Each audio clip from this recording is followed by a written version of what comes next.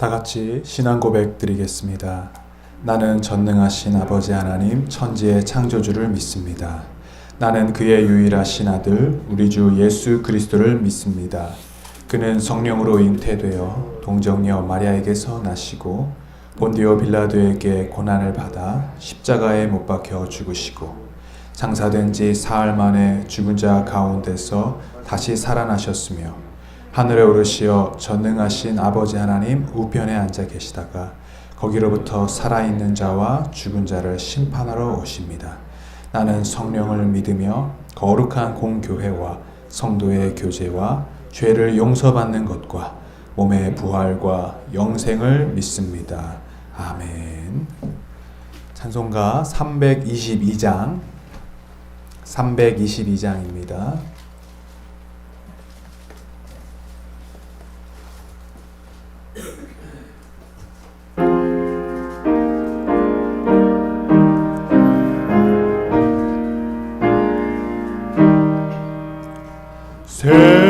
세상의 헛되 신을 버리고 하나님 이름 높여드리세. 온 천하 백성 모두 나와서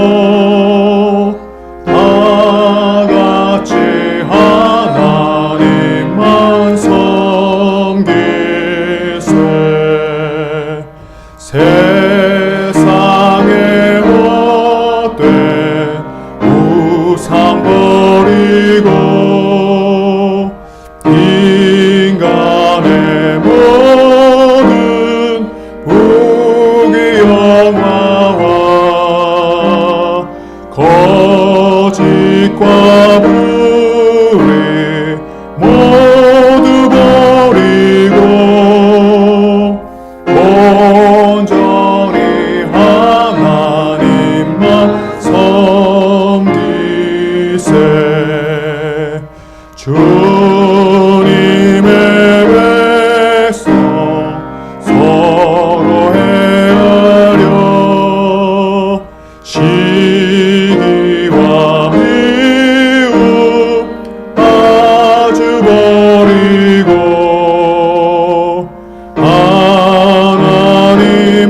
하나님만을 홀로 섬기는 천국을 이어서 이뤄주소서. 아멘.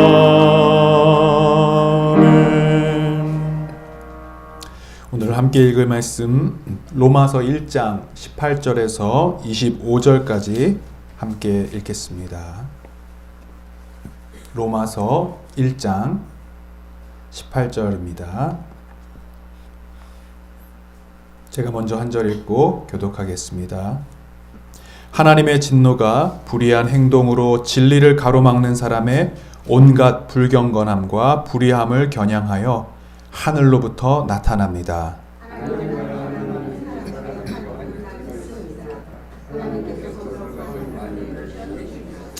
이 세상 창조 때부터 하나님의 보이지 않는 속성, 곧 그분의 영원하신 능력과 신성은 사람이 그 지으신 만물을 보고서 깨닫게 되어 있습니다. 그러므로 사람들은 핑계를 댈 수가 없습니다.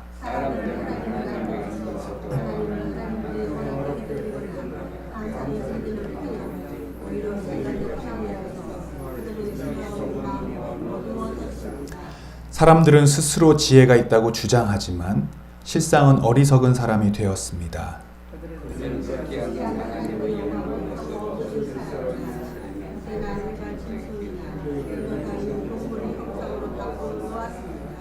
그러므로 하나님께서는 사람들이 마음의 욕정대로 하도록 더러움에 그대로 내버려 두시니 서로의 몸을 욕되게 하였습니다. 사람들은 하나님의 진리를 거짓으로 바꾸고 창조주 대신에 피조물을 숭배하고 섬겼습니다. 하나님은 영원히 찬송을 받으실 분이십니다. 아멘. 오늘도 이 새벽에 나와서 하나님의 말씀을 사모하시는 여러분들에게 하나님의 큰 은혜와 축복이 함께 하시기를 축원합니다. 그리고 이 새벽에 또 온라인으로 들으시는 분도 꽤 많으시더라고요. 그래서 그 각 계신 가정에도 예배 자리에 하나님의 은혜가 동일하게 임할 줄로 믿습니다. 로마서는 복음의 진수를 담은 책입니다. 복음이 무엇인지, 그리고 복음이 왜 필요한지, 구원을 얻는 방법에 대해서도 가장 논리적이고 정확한 방법으로 기술된 책입니다. 그래서 마틴 루터는 이 로마서를 신약 성경 중에서 가장 중요한 책으로 여겼고요.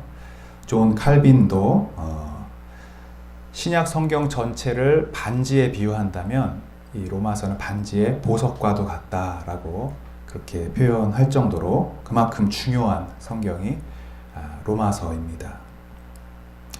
이제 로마 교회 성도들에게 바울이 보낸 편지인데요. 복음을 이미 알고 있는 성도들에게 다시 들려져야 하는 복음으로서 전한 내용을 우리가 어제 통해서 말씀을 나눴습니다. 여러분, 복음은 무엇입니까? 어제 목사님께서 말씀하신 복음 자체는 예수 그리스도이십니다. 복음은 기쁜 소식이란 뜻을 갖고 있는데요. 절망에 있는 사람들에게 소망의 소식, 그것이 기쁜 소식이죠. 그리고 죽음을 앞두고 있는 사형수에게 사형이 면제됐다고 하는 소식, 그것이 기쁜 소식이겠죠. 죽을 수밖에 없는 난치병 환자에게 치료약이 개발됐다라고 하는 것도 기쁜 소식일 것입니다. 그리고 굶어 죽을 수밖에 없는 사람에게 먹을 것이 있는 곳을 알려준다면 그것이 바로 기쁜 소식이겠죠. 왜 예수 그리스도께서 복음이신가? 예수 그리스도만이 우리의 죄에서, 우리를 죽음에서, 우리를 절망에서, 그리고 우리를 지옥으로부터 구원하실 수 있는 유일한 분이시기 때문입니다. 그래서 어제 1장 1절부터 17절까지 복음에 대한 서론적인 설명이었다면 오늘 18절부터는 이 복음이 없는 사람들의 특징, 그리고 복음을 거부하는 자들이 누구인지, 그리고 그들이 지금 처한 현재의 그 비참한 상황과 현실이 어떠한지에 대해서 성경은 고발하고 있는 내용입니다. 그들은 과연 누구입니까? 18절 한번 같이 읽어보도록 하겠습니다. 시작. 하나님의 진노가 불의한 행동으로 진리를 가로막는 사람의 온갖 불경건함과 불의함을 겨냥하여 하늘로부터 나타납니다. 복음을 거절하는 사람들, 그리고 받아들이지 않는 그들은 불의한 행동으로 진리를 가로막는 사람들이라고 했습니다. 여러분, 진리가 무엇입니까? 성경에서 진리는 나는 진리요 길이요 생명이라고 말씀하신 바로 예수 그리스도이십니다. 예수님만이 하나님께로 나아갈 수 있는 통로가 되시는 것이죠. 그런데 이 진리이시고 길이신 복음 되신 예수님을 거부하는 사람들이 바로 이 진리를 가로막는 사람들이라고 하는 것입니다. 이들은 의도적으로 하나님을 알 수 있고 하나님께 나아갈 수 있는 그 길을 거부하고 자신도 그 길을 가지 않을 뿐만 아니라 다른 사람으로 하여금 그 길을 가로막는 사람이라고 할 수 있습니다. 특별히 오늘 이 본문 안의 상황에서의 진리는 또한 하나님께서 만물 안에 창조하신 그 피조 세계에 하나님이 창조주이심을 계시하신 이 자연 계시를 의미하기도 합니다. 한번 19절, 20절 같이 한번 읽어보겠습니다. 하나님을 알만한 일이 사람에게 환히 드러나 있습니다. 하나님께서 그것을 환히 드러내 주셨습니다. 이 세상 창조 때부터 하나님의 보이지 않는 속성, 곧 그분의 영원하신 능력과 신성은 사람이 그 지으신 만물을 보고서 깨닫게 되어 있습니다. 그러므로 사람들은 핑계를 댈 수가 없습니다. 아멘. 하나님은 우리가 스스로 하나님을 더듬어 찾을 수가 없기 때문에 하나님께서 스스로 자기 자신을 우리에게 보여주셨습니다. 알려주셨습니다. 이것을 보고 계시라고 말합니다. 하나님이 우리에게 하나님 자신을 계시하여 보여주시는 것이죠. 근데 이 계시는 두 가지로 나눌 수 있습니다. 자연 계시와 특별 계시가 있어요. 이렇게 한 번쯤은 들어보셨을 것입니다. 자연 계시는 말 그대로 하나님께서 자연 만물에 하나님을 알려주시려고 그 자연 통하여서 우리에게 보여주시는 하나님의 계시입니다. 쉽게 말해서 우리가 자연을 보면 그냥 그 자연 자체를 보는 것이 아니라 이 자연을 만드신 누군가가 있다는 것을 알게 되는 것이죠. 창조주가 있다는 것을 알게 됩니다. 예를 들어서 여러분, 우리가 길을 가다가 아주 웅장하고 정교하고 복잡한 어떤 집이나 건축물을 딱 보면 이것이 그냥 우연히 생겨났다고 생각하지는 않을 것입니다. 반드시 그것을 설계한 사람이 있다고 생각할 거고요. 그것을 건축한 건축가가 있다고 생각합니다.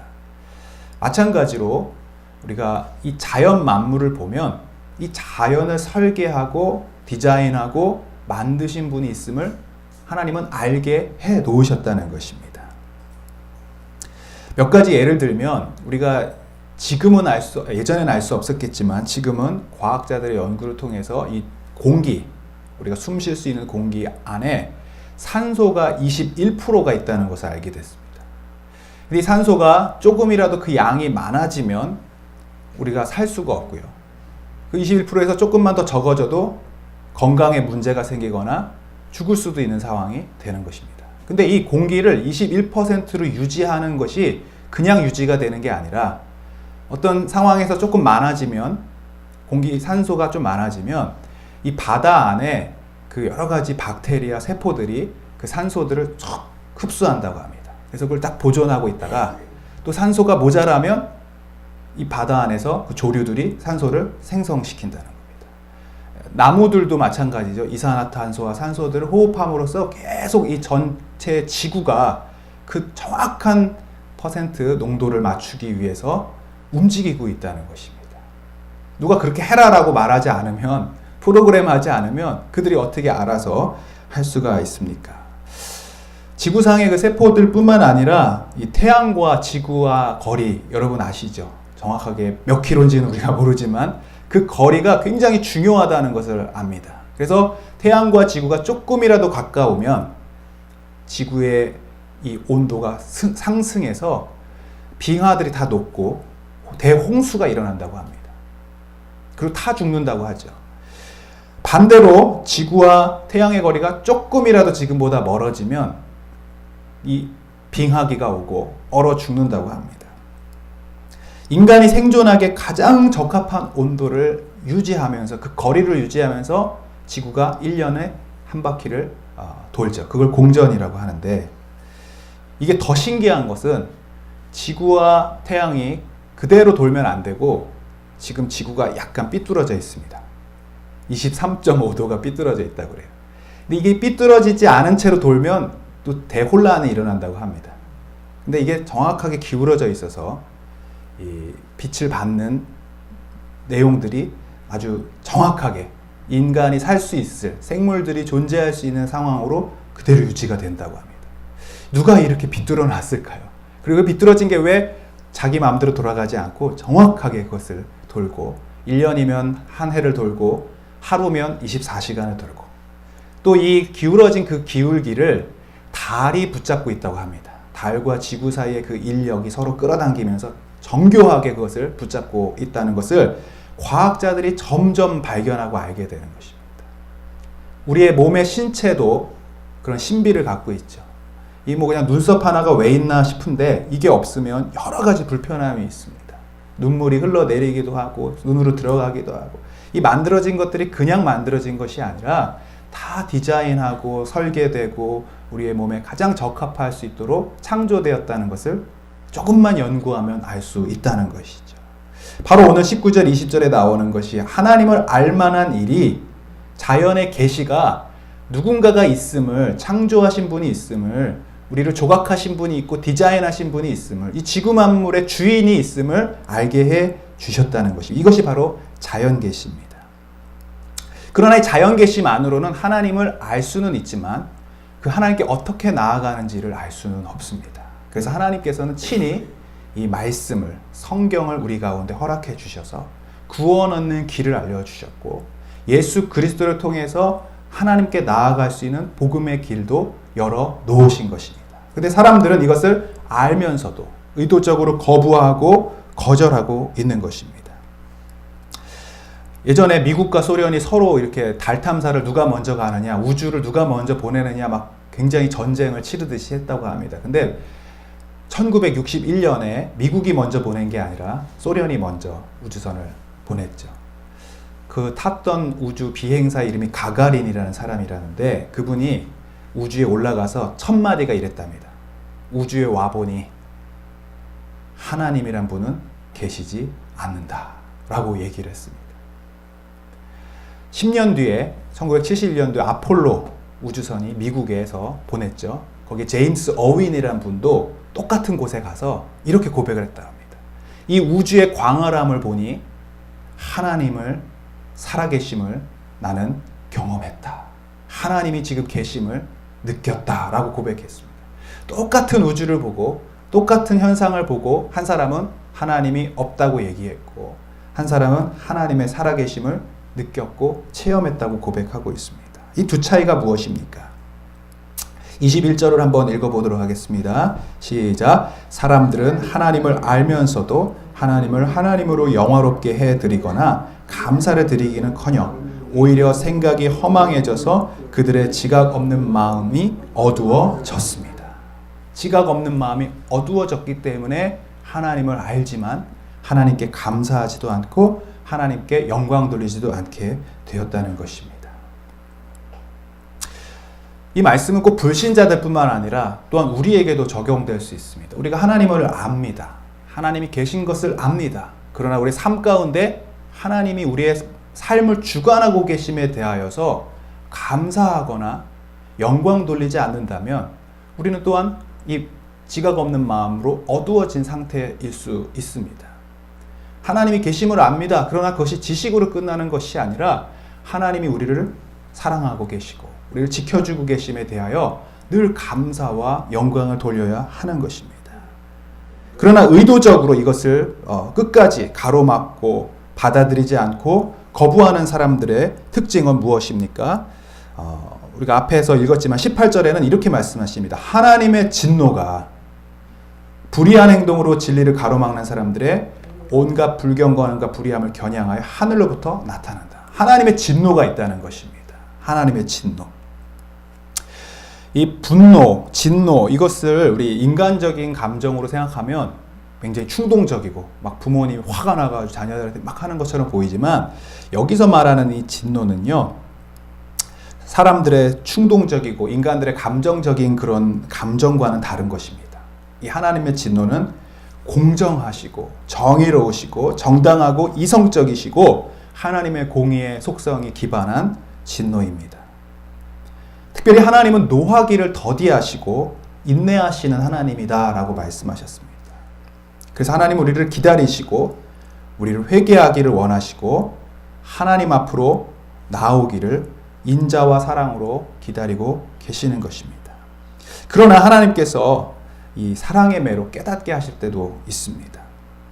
특별히 23절부터 25절까지는 이 하나님을 거절하는 사람들이 어떠한 상황 속에 있는지 특징 속에 있는지 나오는데요. 한번 23절부터 25절까지 읽어봅니다. 시작. 그들은 썩지 않는 하나님의 영광을 썩어 없어질 사람이나 새나 네 발 짐승이나 기어다니는 동물의 형상으로 바꾸어 놓았습니다. 그러므로 하나님께서는 사람들이 마음의 욕정대로 하도록 더러움에 그대로 내버려 두시니 서로의 몸을 욕되게 하였습니다. 사람들은 하나님의 진리를 거짓으로 바꾸고 창조주 대신에 피조물을 숭배하고 섬겼습니다. 하나님은 영원히 찬송을 받으실 분입니다. 아멘. 이 하나님을 떠나고 하나님을 받아들이지 않는 사람들의 특징은 무엇이냐? 하나님의 영광을 이 우상들에게 나눠주는 것이죠. 하나님이 가장 싫어하는 것이 우상 숭배입니다. 왜 그렇습니까? 창조주이신 하나님을 인정하지 않고 피조물인 우리들이 스스로 창조주의 자리에 오르고 또 그 창조주의 영광을 헛된 것으로 바꾸어 버리기 때문입니다. 그래서 10계명, 1계명, 2계명이 무엇입니까? 나 외에 다른 신을 두지 말라. 그리고 하늘에 있는 것이나 땅 아래에 있는 것으로 우상의 형상을 만들지 말고 그것에 절하지 말라고 하나님이 강력하게 경고하시는 것입니다. 그럼에도 불구하고 이스라엘 백성들을 포함해서 하나님을 안다고 하는 자들 역시 계속해서 우상을 숭배하고 하나님의 영상을 다른 것으로 바꾸고 마땅히 돌려 하나님께 드릴 영광을 돌리지 않는 삶을 살 때 하나님은 매를 들어서 때로는 이방 족속을 통해서 치시고 경고하시고 깨닫게 하시고 특별히 계속해서 선지자들을 통하여 돌아오라고 말씀하시는 것이죠. 그러나 여러분, 가장 무서운 심판은 무엇인가? 오늘 이제 24절에도 나오는데요. 그러므로 하나님께서는 사람들이 마음의 욕정대로 하도록 더러움에 그대로 내버려 두셨다라고 말씀하십니다. 사실 하나님의 매가 있다는 것은 하나님은 아직 버리지 않으셨다는 뜻과 같습니다. 우리를 향한 징계가 있다는 것은 우리를 포기하지 않으셨다는 것입니다. 근데 가장 무서운 심판은 무엇인가? 내버려 두시는 것입니다. 여기서 내버려 두었다고 할 때 이 헬라어가 사단에게 내어준다고 할 때 그 내어줌에 쓰이는 단어와 같습니다. 더러움 안으로 우리를 내어줬다는 뜻입니다. 버렸다는 것이죠. 때로는 우리가 죄 가운데 있을 때 하나님의 경고가 있습니다. 깨닫게 하심이 있습니다. 어떤 고난을 통해서, 연단을 통해서 하나님이 그것을 발견하게 하실 때가 있습니다. 그런데 내가 죄 가운데 살아가고 있음에도 불구하고 평안하고 아무런 일도 일어나지 않고 그래서 내가 지금 잘 살고 있다라고 생각하게 된다면 여러분, 그것이 정말 무서운 것입니다. 부모가 자녀를 훈계한다고 하는 것은 그에게 애정이 있다는 것이고 회복의 여지를 두고 있다는 것입니다. 그러나 더 이상 이것이 되지 않는다, 정도가 넘어서서 매로 다스려서 될 문제가 아니다, 정말 그 행위가 악하게 되었을 때 부모도 포기해버리는 경우가 있다는 것입니다. 하나님께서는 우리를 포기하지 않으시고 베드로후서 3장 9절에 보면 이렇게 말씀하십니다. 어떤 이들이 생각하는 것과 같이 주님께서는 약속을 더디 지키시는 것이 아닙니다. 도리어 여러분을 위하여 오래 참으시는 것입니다. 하나님께서는 아무도 멸망하지 않고 모두 회개하는 데 이르기를 바라십니다. 아멘. 하나님께서 우리를 기다려 주신다는 것입니다. 중요한 것은 무엇입니까? 나는 복음을 알고 있어. 나는 하나님을 알고 있어. 예수님을 영접했으니 구원받지 라고 하면서 삶으로는 더러움 가운데, 정욕 가운데, 욕심 가운데, 죄악 가운데 살아가는데 아무런 죄책감이 없다면, 그것도 아무런 일도 일어나지 않는다면 여러분, 이것이 정말 무서운 경고인 것이죠. 그래서 날마다 이 말씀을 불신자들에게 적용할 필요는 없을 것입니다. 우리에게 적용하여서 하나님의 은혜가 떠나지 않도록 내 안에 하나님의 간섭과 역사심이 있다는 것에 감사하면서 하나님, 나를 죄 가운데 지켜주시고 주의 보호하심으로 나를 인도하여 주시옵소서 기도해야 할 것입니다. 또 한 가지 적용해야 할 것은 아직도 하나님의 복음을 알지 못하고 들려주었으나 그것을 깨닫지 못하는 자들에게 오늘도 그들이 우리의 기도의 제목이 되어서 하나님의 복음을 깨닫기를 원하고, 특별히 어지러운 세상 가운데 죄 가운데 관영한 이 세대에 하나님, 이 복음의 능력이 나를 통하여 또 우리 교회를 통하여 나타날 수 있도록 함께하여 주옵소서. 이러한 기도가 저와 여러분의 기도가 되어야 될 줄로 믿습니다. 내가 창조주처럼 살아가고 내가 주인 되어가고 살아가는 그 삶을 내려놓고 그 자리에 다시 하나님이 창조주가 되어서 우리를 다스리시고 우리를 인도하시는 삶이 오늘 이 새벽을 통하여, 기도함을 통하여 저와 여러분에게 함께 하시기를 간절히 축원합니다. 같이 기도하겠습니다. 거룩하신 하나님, 오늘도 이 새벽에 저희들을 깨워주시고 주의 말씀을 사모하며 주 앞에 나와 예배하고 또 기도할 수 있도록 은혜 주심을 감사합니다. 하나님, 마지막 때가 될수록 많은 사람들이 하나님을 창조주로 인정하지 아니하고 죄 가운데 방탕하며 또 죄 가운데 내어줌이 되는 것처럼 하나님, 알지 못하는 자들, 그리고 진리로 그 불의로 진리를 가로막는 자들이 하나님 이 세상 가운데 많이 있습니다.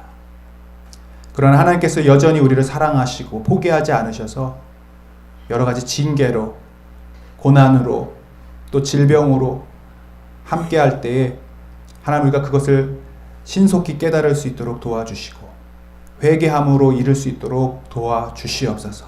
특별히 우리의 죄뿐만 아니라 우리의 공동체와 이 나라와 민족의 죄를 우리의 마음의 가슴에 품고 이 새벽에 함께 기도하는 저희들 되게 하여 주시옵소서. 그래서 하나님께서 우리를 포기하지 아니하시고 우리를 붙들어 주시는 그 은혜와 사랑을 다시금 깨달을 수 있도록 인도하여 주시옵소서.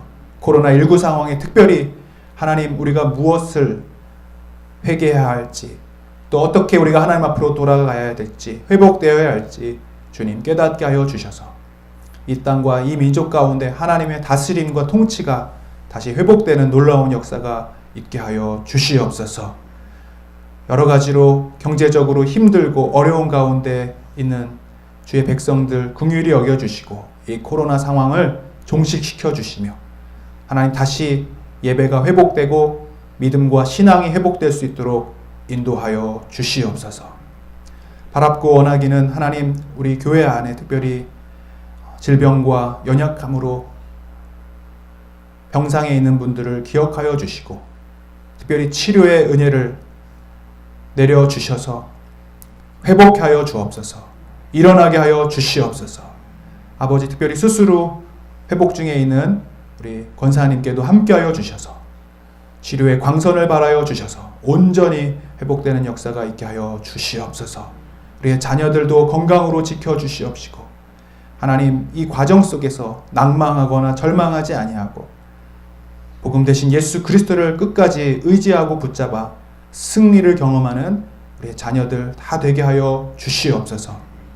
오늘도 이 새벽에 여러 가지의 기도 제목을 가지고 나왔습니다. 그러나 먼저 하나님, 우리의 모습을 살펴보기를 원하고 말씀에 부딪혀 회개하기를 원합니다. 우리의 삶 가운데 하나님을 창조주로 삼고 하나님을 마땅히 영광 돌려야 하고 마땅히 감사드리지 못한 부분이 있다면 우리가 먼저 회개함으로 아버지 앞에 나아가게 하여 주옵시고 우리 안에 모든 죄악들을 이 시간 고백하며 주 앞에 돌아가는 귀한 시간 되게 하여 주시옵소서. 이 자리에 주님 함께 하심을 믿사오며 예수 그리스도의 이름으로 기도하옵나이다. 아멘. 하늘에 계신 우리 아버지, 아버지의 이름을 거룩하게 하시며 아버지의 나라가 오게 하시며 아버지의 뜻이 하늘에서와 같이 땅에서도 이루어지게 하소서. 오늘 우리에게 일용할 양식을 주시고 우리가 우리에게 잘못한 사람을 용서하여 준 것 같이 우리 죄를 용서하여 주시고 우리를 시험에 빠지지 않게 하시고 악에서 구하소서. 나라와 권능과 영광이 영원히 아버지의 것입니다. 아멘. 계속해서 기도하시겠습니다.